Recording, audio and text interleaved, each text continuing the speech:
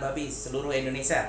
Kita langsung ke materi yang tidak kalah penting dari materi yang pernah saya sampaikan, yaitu tentang bagaimana mengecek induk yang mau kawin. Mau cek, kita mau buat itu supaya bunting, supaya ada anaknya. Jadi kegiatan mencari babi itu adalah juru kunci, batu penjuru kalau bagian rumah. Jadi itu pondasinya. Jadi ya kalau dibilang semua pondasi sih ya, basic manajemen itu jadi dasarannya manajemen. Salah di sini pasti akan salah di banyak. Gitu kayak apa? Putaran siklus. Jadi bikin masalah di sini pasti yang nuai masalah berikutnya, pasti berikutnya lagi nuai masalah lagi. Jadi begitu terus. Jadi ini adalah salah satu bagian yang harus diselesaikan di kandang. Bagaimana menentukan babi birahi, itu harus dapat orang yang tepat, punya pengalaman, mampu membedakan. Nah, beberapa materinya akan saya sampaikan. Nah, pada ketahapan ini hasil CR dan FR. Ingat CR apa? FR apa? Kalau masih lupa, cek lagi video saya tentang terminologi. Saya bicara banyak tentang CR dan FR dan bagaimana cara menghitungnya. Nah, salah waktu mengawinkan akan membuat daya fertilisasi itu rendah atau daya pembuahannya rendah, sehingga tidak terjadi sel yang dibuahi, sehingga gagal bunting. Mencari babi yang birahi itu terkesan biasanya nih di farm itu hanya dilakukan oleh orang yang sudah lama kerja, yang berpengalaman, karena itu adalah bagian rutin hari-hari. Malah terkadang ada beberapa orang yang tidak pakai pejantan untuk mendeteksi birahi. Alasannya sih sudah lama kerja, sudah berpengalaman. Saya juga bisa, tapi lebih akurat lagi kalau pakai pejantan. Saya jamin. Karena pekerja, walaupun dia lelaki, dia tidak punya feromon yang cukup kuat untuk menarik betina. Selain mendeteksi birahi, membawa jantan di depan juga bagian dari stimulasi. Kita nggak bisa dong karyawan menstimulasi indukan. Jadi dia walaupun dengan tanpa baju seksi jalan di depan betina, pasti betina induk juga tidak akan terangsang. Itulah perbedaannya menggunakan pejantan atau hanya karyawan saja. Jadi menggunakan pejantan selain kita deteksi birahi juga bagian dalam stimulasi. Jadi kegagalan awalnya kawin ini akan menyebabkan pekerjaan itu semakin banyak. Kenapa? Karena 3 minggu lagi dia minta kawin lagi, kawin lagi. Yang harusnya 1 kali kawin jadi harus 3 kali kawin, makan waktu hampir 2 kali 3 minggu. Karena kan setiap 3 minggu dia akan minta kawin. Jadi udah 6 minggu babi makan tidur. Kalau sampai dia 21 hari, 12.000 kali 21 hari itu hanya 1 ekor untuk kawin ulang. Duit banyak keluar tapi tidak produktif. Kalau Bapak Ibu pengen produktivitas meningkat, 1 kali kawin cukup, harus jadi. Caranya gimana? Patuhi aturannya. Nah, perlengkapannya penanda, papan giring, kalau belum biasa jantannya harus digiring, terus catatan, dan jantan yang dewasa. Kenapa jantan dewasa? Ini air liurnya ini, hormon feromon. Hormon feromon yang bisa merangsang induk betina untuk hit atau untuk birahi. Itu adalah seperti rangsangan, seperti stimulus. Siapa yang mencari? Nah, ini karyawan yang bekerja di pembibitan atau pengawinan atau breeding. Berapa kali? Berapa orang? 2 orang. Sehari berapa kali? Kalau bisa 2 kali. Minimal 1 kali 1 hari. Nah, skill yang harus dimiliki, mampu back pressure test. Materi saya sebelumnya, apa itu back pressure test, silakan dicek. Mampu handle saw, mampu handle bore. Ini persiapannya, bagaimana harus intensif saat mencari ekstras. Nah, babi mana saja yang harus dicari atau harus fokus, yaitu 1 adalah babi sapi. Ini perlu intensif, perlu pejantan untuk stimulasi. Babi darah, babi yang sudah negatif. Kalau Bapak Ibu punya mesin deteksi yang negatif, pregnancy testnya cek negatif, perlu dicek lagi dengan jantan. Siapa tahu dia sudah mau kawin lagi. Induk yang kosong atau induk yang sudah pernah gugur dia mau kawin lagi. Induk yang sudah kawin menjelang 3 minggu biasanya dia ada siklus kawin ulang.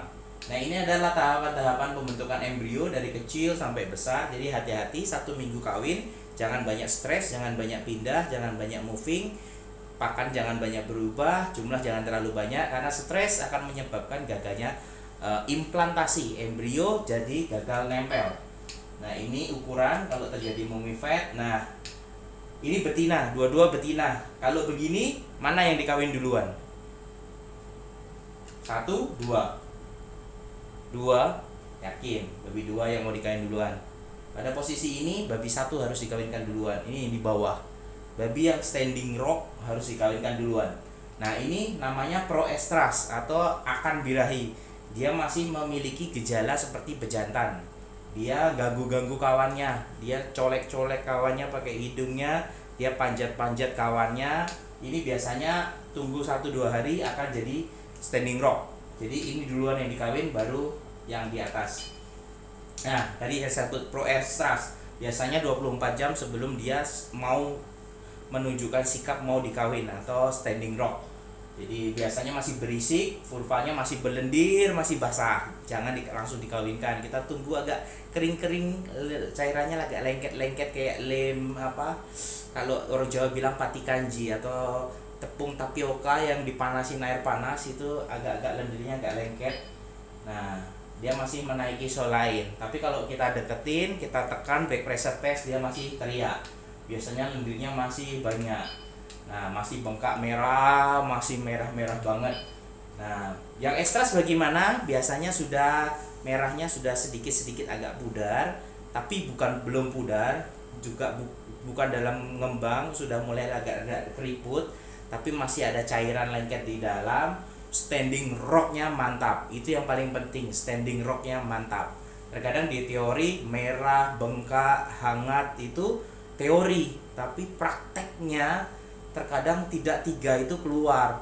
Terkadang ada yang tidak merah, tapi kita buka bunganya merah, ada yang belendirnya enggak keluar, macam-macam di kandang. Itulah saya bilang di ilmu peternakan bukan seperti ilmu matematika. Ada banyak variasinya di kandang yang semuanya tidak bisa dituliskan dalam buku. Nah, biasanya ada ekornya sampai berdiri, dia bergetaran, terus telinganya berdiri. Nah, kalau didudukin dia sudah nggak lari. Nah, ini siklus fertilitas. Artinya di sini daya fertilnya paling tinggi. 24 jam dari awal Bapak Ibu lihat dia mau dikawinkan. Nah, kalau masih lompat-lompat tadi masih di sini. Tahapan proestras menunjukkan gejala jantan. Karakter pejantan. Jadi masih naik-naikin betina lain itu masih 12 jam sebelum 0. Nah, kalau sudah 0, 24 jam ini baru spermanya telurnya ini paling tinggi, paling banyak dilontarkan dan paling subur. Nah, perkaranya kita nggak boleh langsung suntik di sini karena sperma dari serviks mau ke dalam itu butuh waktu sekitar 4-6 jam. Jadi kita harus kawinkan pertamanya di sini supaya nanti perjalanannya. Nah, untuk jaga-jaga kita backup lagi di kawinnya ke 36. Jadi kawinnya 2 kali. Itu biasa yang siklus normal kita lakukan. Jadi kalau ketemu pagi biasanya ini standing rock ya. Definisi standing rock harus sama. Kalau didudukin, dinaikin, dia tidak teriak, tidak menolak, dia pasrah. Gambarannya pasrah, menikmati. Ekornya berdiri, naik ke atas, telinganya naik, dipegang standing rock, dia membatu, tidak lari kemana-mana. Nah, itu pagi ketemu, sore boleh kawin. Sore ketemu, pagi boleh kawin, baru ulang lagi sekitar 1 hari berikutnya. Itu kalau 2 kali kawin. Kalau 24 jam kalau 3 kali kawin itu tekniknya beda lagi. Biasanya ada yang kawin tunda 12 jam, tunda 12 jam. Ada yang kawin tunda 24 jam, kawin lagi, terus tunda 12 jam, kawin lagi. Banyak variasinya tergantung dari skill mandor untuk menentukan gejala birahinya harus dicek rutin tiap hari. Jangan sampai birahinya kemarin, tapi kemarin karena orangnya cuti libur, ketemunya hari ini dia bilang baru hari ini, itu salah. Kalau kemarin ya kemarin, kalau sore ya sore, kalau pagi ya pagi. Makanya harus teliti, harus rutin. Tadi saya sarankan 2 kali sehari, kalau tidak bisa 1 kali sehari, tapi harus rutin, harus ada catat. Nah, kapan mencari baby extras? Yaitu fokus. Tadi saya bilang materi-materi saya sebelumnya, di bawah 7 hari harus kawin babi sapi, babi induk kosong atau induk kering. Itu di bawah 7 hari harus kawin. Biasanya di periode 3-5 hari. Makanya untuk stimulasi dari hari pertama kita stimulasi terus pakai pejantan, baru hari ketiga kita mau cari dia siapa yang mau kawin. Nah itu nanti kita pilih, baru kita tentukan kapan dia akan disuntik IB atau kapan dia akan disuntik pejantan. Nah, peternakan lokal masih banyak pakai pejantan. Tips dari saya, kalau memang ini sedikit gambling, minta datang paling pagi. Kenapa? Supaya kita pastikan itu pejantan ke kandang kita dulu sebelum ke tempat orang lain. Takutnya yang punya jantan ini ada nakal-nakalnya. Pagi ke tempatnya Pak A, siang ke tempatnya Pak B, sorenya baru ke tempat ke kandang kita. Jadi rugi sendiri. Kita pastikan itu babi pejantannya tidak rutin dikawinkan. Artinya kalau tiap hari kawin juga spermanya tidak bagus. Apalagi pagi sudah dikawinkan tempat lain, baru siang ke tempat kita, itu kita yang rugi. Jadi kita pastikan pejantan juga yang optimal, artinya kondisinya yang prima, sehingga spermanya bagus. Pastikan dia tidak habis dipakai kawin sehari sebelumnya. Lebih bagus kalau 3 hari sekali atau 2 hari 1 kali kawin. Jadi kita cek. Enak lagi kalau kita punya jantan sendiri, kita bisa kontrol. Nah itu baru nanti babi darah harus disimulasi. Terus ini babi yang sudah didiagnosis negatif harus kita cek. Tadi seperti yang awal tadi. Nah terus ini penting, kita harus hati-hati, jangan pakai jantan yang galak. Karena masih ada taring, takutnya melukai orang. Tadinya mau punya banyak piglet, tapi akhirnya satu karyawan sampai sobek, harus dijahit, atau bahkan sampai ya kita nggak mengharapkan sampai kecelakaan, meninggal karena kepalanya kebentur, karena ketabrak bor. Matinya bukan karena ketabrak bor, tapi setelah ketabrak bor kepalanya kebentur. Jadi itu rawan. Jadi tolong diperhatikan, jangan gunakan jantan-jantan yang menyerang, yang terlalu agresif. Tapi kita harus pakai jantan yang tua supaya dia punya feromon juga bagus. Dan jangan pakai jantan yang sedikit-sedikit kalau orang bilang bencong, atau dia punya hormon kurang bagus, jadi feromonnya tidak ada, nafsu sama betina juga tidak ada, dia cuma lewat-lewat aja, dia cari makan, ada pakan dia makan. Itu juga enggak bagus untuk stimulasi, harus yang sedikit agresif. Nah ini sama tentang tadi optimalnya kawin sekitar 24 jam dari awal kita ini, jadi zona hijau.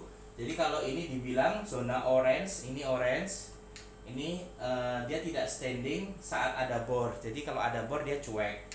Ini standing ketika ada bor. Standingnya cuma ada bor aja. Nah paling bagus ini ada atau tidak ada bor, dia standing. Nah ini yang sering dimanfaatkan sama mandor-mandor nih. Mana supervisor, gayanya nggak pakai bor, dia merasa udah sakti, mandraguna, banyak pengalaman, dia pakai momen ini.